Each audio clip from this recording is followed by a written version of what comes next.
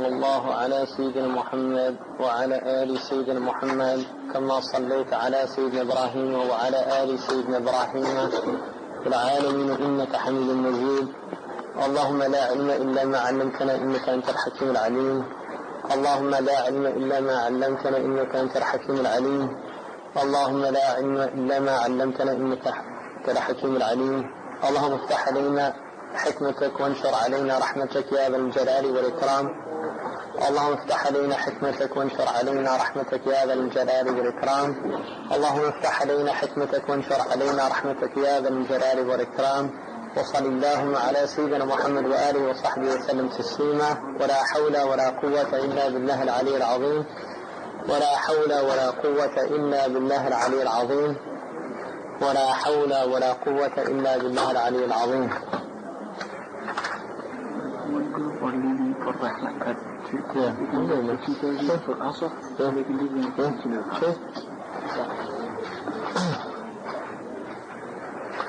بسم الله الرحمن الرحيم. Alhamdulillah,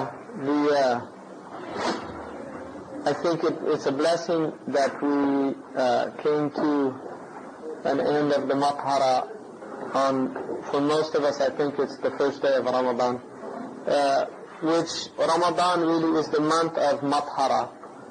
So it's fitting that we should end the study of the Matharat al-Qulub on the beginning of the month, which is really the greatest practical month for implementing all of the things that we've learned over the last 12 weeks about the heart. Because the purpose of Ramadan is to purify the heart with Allah subhanahu wa ta'ala. That is the purpose of Ramadan. That's the blessing of Ramadan, and the secret of Ramadan is that it's there to purify the heart. And I want to say something about, I don't know how many people were here last night, but how many people saw the moon last night? How many people went out to look for it? About the same number. So I think for the people that were here last night, I think all of us had a very wonderful experience. Were you here with us? No? No? Who was here? I mean, wasn't that a great experience? Yeah. And I was thinking also, like this morning, about just yesterday and seeing the Hilal. And one of the things that came to me and struck me about it, and I actually think it's a very interesting perspective, and that is that when we saw the Hilal last night for the first time, what was happening is, for me, when I first saw it, I didn't know if it was there or not, and I actually thought my eyes might be playing tricks on me, because it was coming into existence and then disappearing. It was coming in and out, and I realized when we first went out there was nothing there but the light of the sun, and we had to wait, and then Venus showed up, and then after that, it took some time before we could actually see the small sliver. And what I realized is, Allah says, يَسْأَلُونَكَ عَنِ الْأَهِلَّةِ, they ask you about the new moons. And Allah responded to the Messenger of Allah to tell them that really they're there just to tell time. But the Mufassirun say that the reason they asked about the Ahilla is they were trying to understand the mechanism. How is it that this new moon came into being? And the reason for that is that the ancients actually believed that every moon was a new moon, but it wasn't the same moon that was. It was literally a new moon, that it disappeared and then it started again. And they wanted to understand how that was happening. And what I realized is Allah didn't tell them. In other words, He didn't negate their belief. He just explained why the moon is there, which is its mawaqit, the nas, right? It's just a way of telling time. For people, wal Hajj, to tell the time of the Ramadan and Hajj. And one of the things that Qadi al-Bakr ibn al-Arabi said in his tafsir is that the secret of this ummah using a lunar calendar as opposed to a solar calendar is that the sun is used for worldly benefits, but the moon is used for otherworldly benefits. So the focus of time of this ummah is about otherworldly time, not about this world. And what I realize is if you look at it from a completely non-abstract perspective, what you're seeing when you actually witness the new moon is you are seeing what's known in philosophy as emergence. And this is the real problem for these people, is how things come out into existence out of nothing. Right? How does that happen? This is their problem. In other words, why is there something as opposed to nothing? And what you do if you sit there, you're looking at the sky, and suddenly this thing emerges out of nothing right before your eyes, because you can't see it initially. And the reason you can't see it is because of the sun. The sun's light is too strong. And the reason you're able to see it is because the sun's light has dimmed, and what emerges is reflected light. So what you can see is the reflected light of the moon. And really what that is the entire creation is reflected light, is Allah. I mean, Allah is, the entire creation is reflected light from Allah. The only reason we can see it is because Allah allows it to exist, and He's the one that brought it into existence, and He's the one that takes it out of existence. And so really what you're witnessing is this incredible event, which is Allah is letting you see reflected light come into existence. And that is the new moon. That's why it's istihlal. It's the birth. Right? It's the same way that you have years for a child to be born. It's the birth of reflected light, that is creation. Because it's all reflecting Allah. The whole thing is reflecting Allah. كيف يجحد الإله وكيف يا عجبا كيف يعصى الإله عن كيف يجحده الجاحد ولله في كل تحريكة وتسكينة أبدا شاهد وفي كل شيء آية تدل على أنه واحد. How strange that we can disobey Allah, or even stranger that people can disbelieve in Allah, when for Allah in every movement and stillness there's a clear sign, and in everything itself there's a sign. Right? So the creation are these meanings, right, set up in these images. And what we're doing is we're there to decode what these meanings are. And it's a real gift to actually see the birth of the new moon. And it's a gift. Right? And I think people felt that last night. Because one, you have, instead of ilm al-yaqeen, you have ayn al-yaqeen. And the Quran says that there's ilm al-yaqeen, ayn al-yaqeen, and haqq al-yaqeen. Ilm al-yaqeen is when you hear somebody. Imam al-Ghazali's example is when you hear somebody tell you that there's a fire in the forest, and you trust that person. That's ilm al-yaqeen. But it's not the same as seeing the fire yourself. So you go there and you see it, that's ayn al-yaqeen. And then he said, if you go and actually touch it, that's haqq al-yaqeen.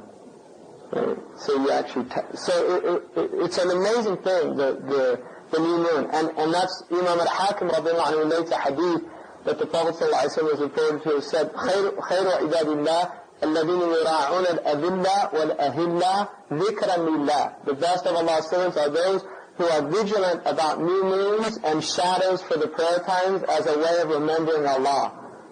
Right? And I think for us last night, the natural impulse when you saw it was to remember Allah. Right? To be tukabbir Allah ala ma hadakum. Allahu Akbar. It's Allahu Akbar. And then, for me personally, there was like a real nashat of Ramadan came into my heart, just of a feeling, of a lot of energy, because it was Ayn al-Yaqeen. That's the Ramadan moon. So it's a real gift, the Ramadan. Anyway, I just wanted to share that with you. So, we went through the diseases of the heart. We looked at bukhal. First of all, we looked at he talked about adab and the importance of adab. And then we talked about the hukam of knowledge of the amrad al-qulub wa adwiyatiha and the treatments for it, which he said, according to Imam al-Ghazali radiallahu anhu, was fard ayn. And then he went through alphabetically the diseases of the heart, and he obviously gives the most, these are really the most important ones. Sidi Ahmed Zarruq and Qadi Iyad actually narrow them down to about 4 or 5 ones that if you can control those, all the other ones actually are removed easily. But he began with a bukhl. And Ramadan is a month to really to cure your bukhl, because they said the Prophet ﷺ كان أجود الناس وأجود ما يكون في شهر رمضان. He was the most generous of human beings, and he was more generous than ever in Ramadan, and they describe him كريح المرسلة, like a wind that brings gifts, fecundating winds. So bukhl, and then batar. Batar is batarat ma'ishatum, is to be happy with the dunya or the livelihood. للصائم فرحتان, right? His farha is حينما يفطر وحينما يلقى ربه, when he breaks his fast and when he meets his Lord. And so it's kind of the opposite of that idea of batar. And then bughd, Ramadan is a time where you're supposed to actually, he said, sallallahu alayhi wa sallam, أفضل صدقة في رمضان. The best sadaqah is in Ramadan. And then in another hadith, أفضل صدقة إصلاح ذات البين. The best sadaqah is rectifying between people. So the best sadaqah would be rectifying between people in Ramadan. That would be the best sadaqah. So this is a time to remove bughd from your heart about people.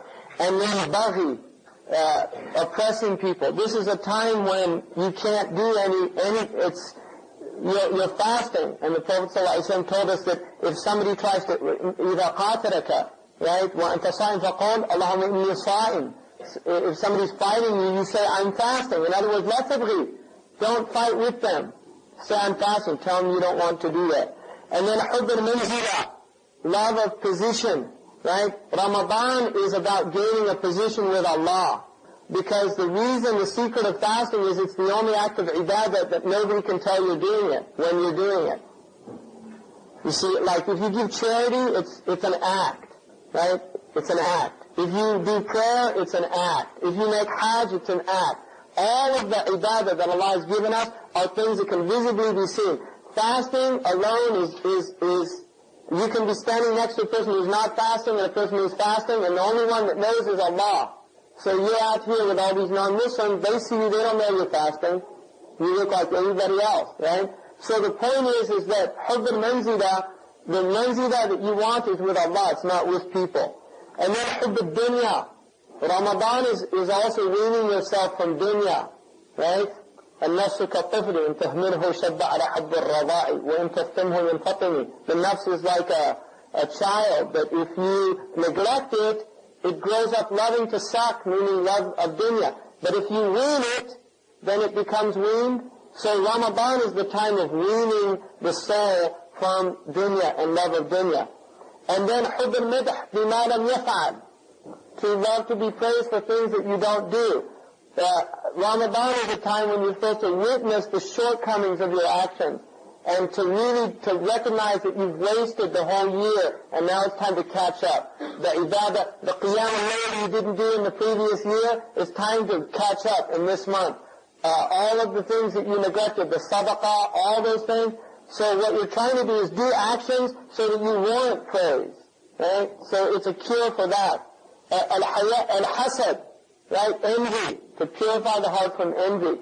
That if you can conquer, the envy comes from desire, right? If you can conquer desire, then you can remove envy from your heart.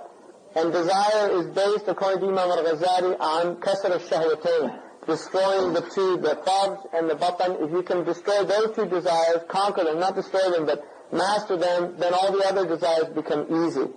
And then al-haya al-madmoom, shame that's not praiseworthy. This is a time to have haya with Allah subhanahu wa ta'ala, right? So haya for people without seeing Allah is blameworthy, right? So this is a time to have haya with Allah. خوض القلب فيما لا ينبغي الخوض فيه. One of the secrets of Ramadan that I'm going to go into from Imam al-Ghazali in a second is the fasting of the heart. Part of the highest fast in Ramadan is the fast of the heart. not just the outward fast, but the inward fast. Khawf and faqr. This is also a time to recognize provision is from Allah, and not to worry about your provision, and to give up your anxieties, and recognize that food is not something that you should be under the control of, but in fact you should recognize it for what it is. It's a ni'mah from Allah. It came from Allah, and that's why you praise Allah when you break your fast. You praise Allah subhanahu wa ta'ala and recognize that that's coming from Him. Mudahana. It's things like this, when you're fasting, you can't tell lies. And mudahana is a type of lying. And you can't tell lies any time, but in Ramadan it's much worse. Riyah. This is the time, one of the blessings of Ramadan is even the worst Muslims suddenly become like awliya. So it's more difficult to have riyah in Ramadan because everybody's at the masjid doing qiyam, and so you actually don't feel as significant as you would at other times of the year when you're doing ibadah, because everybody this is the time when everybody's doing ibadah. And so that's another important thing, is to remove that desire to be seen by others and desire to be only seen by Allah. Khawf ghayrillah wa raghba fi, fear of other than Allah and desire of other than Him, again relates to the same idea. Sakhab al-qadr, displeased with the qadr of Allah. As your iman increases, you become more content with the qadr of Allah. And one of the things that increases in Ramadan is the iman. By the nature of the month, your iman will increase, inshallah, in this month if you do what the month entails us to do. And if we practice what is the want of the people that desire Allah subhanahu wa ta'ala. And sum'a, the same. Tama. Sum'a is desiring reputation amongst people, things like this. At-tama is this desire. Tul al-amal. One of, again, إِذَا عِشْرُونَ مِنْ شَعْبَانَ وَلَّتْ فَوَاصِلْ شُرْبَ لَيْلِكَ بِالنِّهَارِ وَلَا تَشْرَبْ بِأَقْدَاحٍ صِغَارِ فَضَاقَ الزَّمَانُ عَلَى الصِّغَارِ. One of the things about Ramadan is to remind you of tul al-amal. You don't have much time. This is why when Allah says in the Quran, أَيَّامٍ مَعْدُودَاتٍ, He uses, according to the ulama, جَمْعُ الْقِلَّةِ, مَعْدُودَاتٍ. It's a plural that's used for few, because He's reminding us we only have a few months, and a few days, and these days are precious days, so don't waste them. Don't waste them in khawb, don't waste them in empty talk, don't waste them in, right? كَرِهُ ذَوْكًا كَقَدْرٍ وَهَذَرٍ. Hadar is empty talk and excessive talk. There's no benefit in it.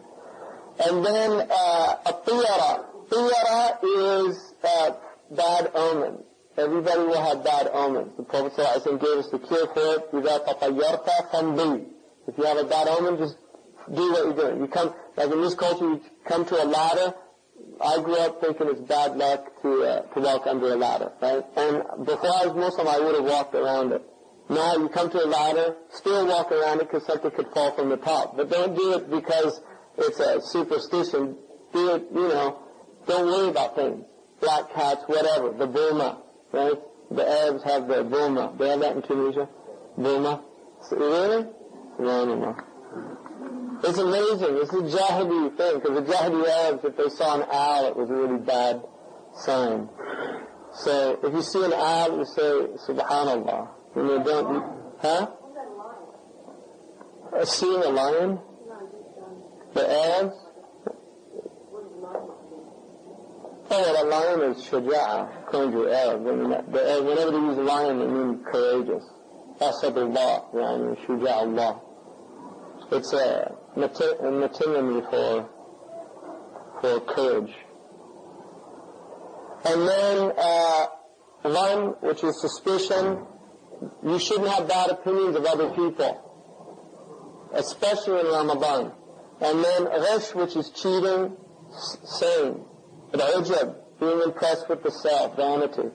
Ghadab, anger. One of the things of Ramadan is to learn how to control anger. Ghafla, heedlessness. Ramadan is a month to remember Allah subhanahu wa ta'ala. We should remember Him all the time, but more particularly in this time. Rancor towards other Muslims, one of the worst diseases. Fakhar, boasting, from Jahiliyyah. Kibrun, which is arrogance, pride. Karahatul dhanb, dislike of being blamed or censored. Karahatul maut, fear of death. Again, that hadith, من أحب لقاء الله أحب الله لقاءه. Whoever loves to meet Allah, Allah needs to love him. إن للصائم فرحتين. إن للصائم فرحتين. The Sa'im has two joys. فرحة حينما يفطر وفرحة حينما يلقى ربه. He has a joy when he breaks his fast and when he meets his Lord. And then Nisyan al-Ni'mah. This is a month also to remember the ni'mah of Allah. وَإِن تَعُدُّوا نِعْمَةَ اللَّهِ لَا تَحْصُوهَا وَمَا بِكُم مِّن نِعْمَةٍ فَمِنَ اللَّهِ. There's no ni'mah except it's from Allah. And this is a time really where we should be really reflecting on all of the blessings Allah has given us. At huzur, making fun of people, mockery, these type things, haram. And more importantly, so those are all the diseases of the heart.